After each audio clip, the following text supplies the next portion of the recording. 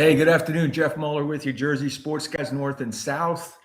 One day I'll get my partner, Martin Callia, back here. So I hope maybe Sunday we may do a live show from the Half Day Cafe in Bluffton and review the Knicks game on Saturday night. And of course, what's everybody talking about, right? If you're in the tri-state area, you're talking about the Knicks. Okay. It's a shame they're not playing tonight because I think everybody was primed to watch the Knicks tonight and not watch them tomorrow. But we have to wait a day. It's the networks, it's the league. They're going to make a chunk of more change by pushing this game back to Saturday night, put it in prime time, not really going up against too much. Is the other football league still playing? I think they are. Does everybody really watch that? I watched a couple of games, but I can't get interested in that league because they don't have any name players, unlike the USFL and unlike the old World Football League. We'll get into that one day. I love looking back at those old leagues, all of them. But again, the Knicks, crucial game in San Antonio, Game 5. It's not a must-win, all right, but because you're coming back to the Garden, and there's only been one team to come back from a 3-1 deficit, and that was LeBron and in 2016, okay, when he did it with Cleveland. And it's a huge mountain to climb for the Spurs. The Spurs had double-digit leads in the first half in each of their games so far. And I think it really comes down to coaching. And it comes down to coaching as far as motivating and keeping those players in the right frame of mind to continue with what they're doing. And, when you, again, to rehash the other night, there's no way that the Spurs should have lost that game. Just too many mental errors, too much lackadaisical approach on the court. Especially in the second half, just thinking that we're going to coast to victory against a Knicks team that shows as much grit as any team in NBA Finals history. I mean, you have to put the Knicks away, and that's what San Antonio cannot do. They've done well, like I mentioned, in these games where they come back home and they face elimination. They did it well against Oklahoma City. But they're going to have to do it tomorrow, and I think it's going to be a good game. I think they're going to show up, and I think Wemby's going to get back in the paint where he belongs, and he's not going to try to get in somebody's head like he did with Mitchell Robinson the other day, pointing, say, I'm in your head, okay?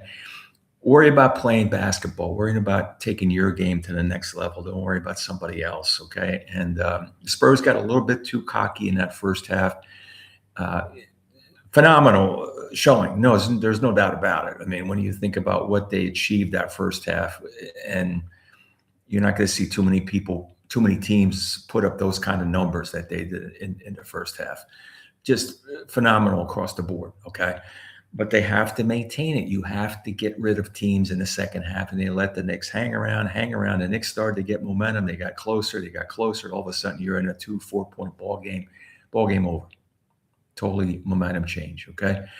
But again, we'll talk more about that probably Sunday, maybe do a little preview like everybody else is doing, overhype, as far as this going on tomorrow. I want to get to a couple other topics today. Juan Soto hits a walk-off the other day, saves the Mets from getting swept at home against the Cardinals. And we got to see more of that from Soto. Soto is, he's hit a ton of solo homers as a Met. Hasn't had the big hit. That was a big hit yesterday. He said he, tried to get in, got a little enraptured, got a little encapsulated with the Knicks hype and Knicks win. And that helped propel him a little bit. Well, hopefully it's going to help propel him even further, okay? Soto has to step up his game a little bit, especially because he's just too many solo homers. They're great, but he hits the homers either when they're ahead or when they're behind 8-0. And it looks like they're on their way to a loss, okay? It has to come more. I like the Mets. I still think the Mets have a lot of young talent that they can put this thing together, maybe get close to 500 this year. If the pitching starts to break the right way, and if Bo Bichette starts to hit, they got the two young players, like I mentioned, Benj and Ewing. You like them.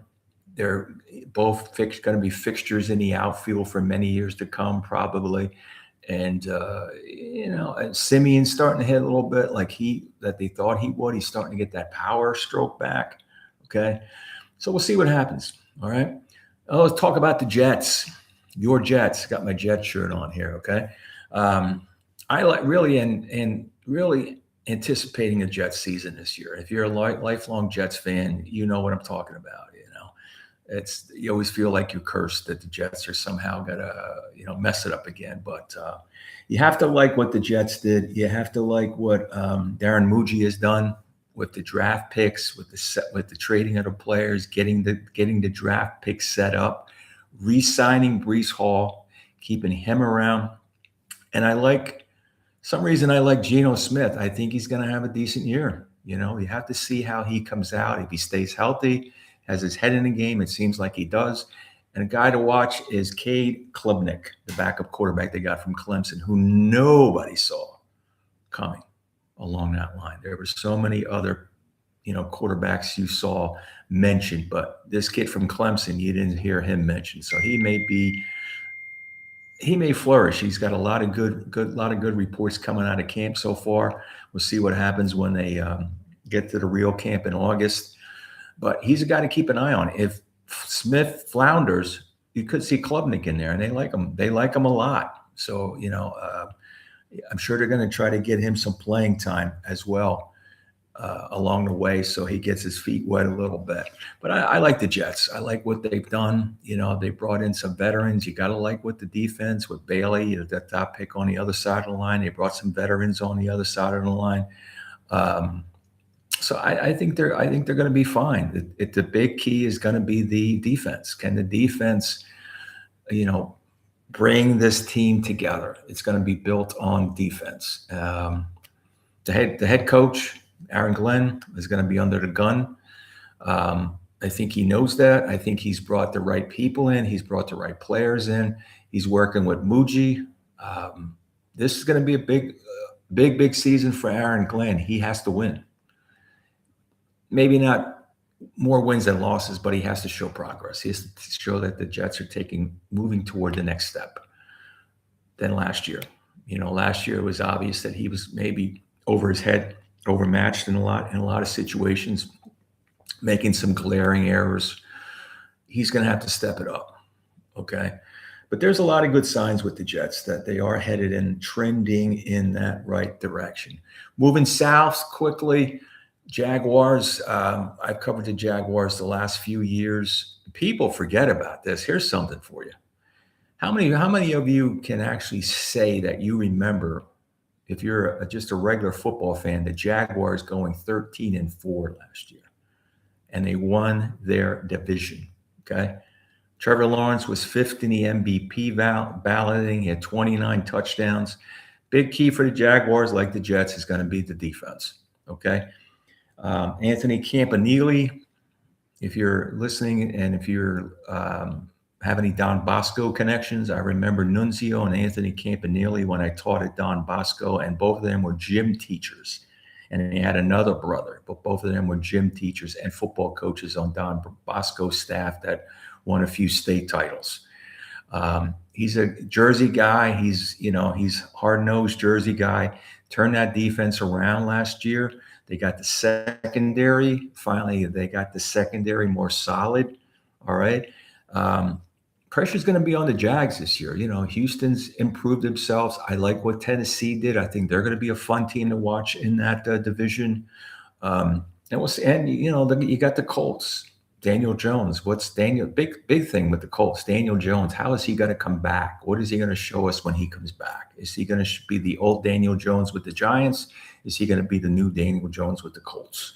It's going to be an interesting division. Jaguars, a lot of hype down in Jacksonville. The fans are fired up. A lot of positives coming out of that camp. They just finished their mini camp. A lot of positives there. Okay.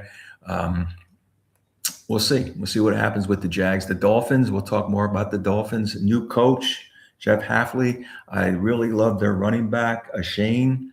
A lot of new pieces in place down there. Okay. and it's going to take a little time, but I think the Dolphins are headed in the right direction. They had to kind of strip that team down a little bit, get rid of some people, and it's going to take some time. It's going to take some time for the Dolphins to get everything in place. A lot of positives coming out of Miami about the team. We'll see what happens. Okay. Finally, just two things, pop culture things. Trump. Everybody likes to talk about Trump. Okay. I don't like to get into politics. Sports and politics to me never mix. The curse of Trump, it was lifted, right? I think that was just a bunch of garbage anyway that was brought up by media members, that Trump being at the Garden cursed the Knicks. Let him come back if he wants to come back for Game 6, especially if the Knicks Knicks lose tomorrow, Saturday, and they come back for Game 6 with a chance to clinch. It's not Trump, okay? Trump causes a lot of inconvenience because he's there, right? Because he's the president. It's not about Trump. Stay away from that. Stay away from sports and politics. Does not mix, okay? Finally, pop culture note of the day, Three Dog Night. How many of you grew up with Three Dog Night back in the 60s and 70s? And they're still touring today, okay?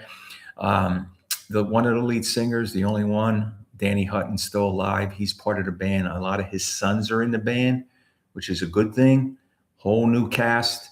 Everybody, unfortunately, has passed, or they just retired. Band started in 1967, still going strong, just like Chicago, one of my other favorites. I ask you, fans, if you're Three Dog Night, and let me know about this. I'd love to hear from you. Why aren't they in the Rock and Roll Hall of Fame? At one point, and they still might hold this, they had more record sales than the Beatles. 21 top 40 hits, 3 #1 singles on the Billboard chart. Why isn't Three Dog Night in the Hall of Fame? You tell me that. I'd love to hear from you, okay? We're going to wrap it up. It's a hot one down here. I don't know how it is up north, but we're in the 90s, and you can feel the humidity, and that's what you get for being in the South. Always a pleasure. Please give us a like, give us a subscription. We're going to try to keep this going. We'll come back tomorrow. Probably talk a little bit Knicks, get a little bit more into football. Football's coming up on the horizon, but the whole New York sports world's been so overridden and overshadowed with what's going on with the Knicks right now, and deservingly so. Okay, so think about the Knicks. Watch the Mets, Yankees. We're talking and working to some Phillies, and tell me why you think Three Dog Night should or should not be in the Hall of Fame. Jeff Muller, Jersey Sports Guys, North and South. Always a pleasure. Give us a like, give us a subscription, and be safe out there. And I'll talk to you soon, probably tomorrow. Take care, my friends. Bye.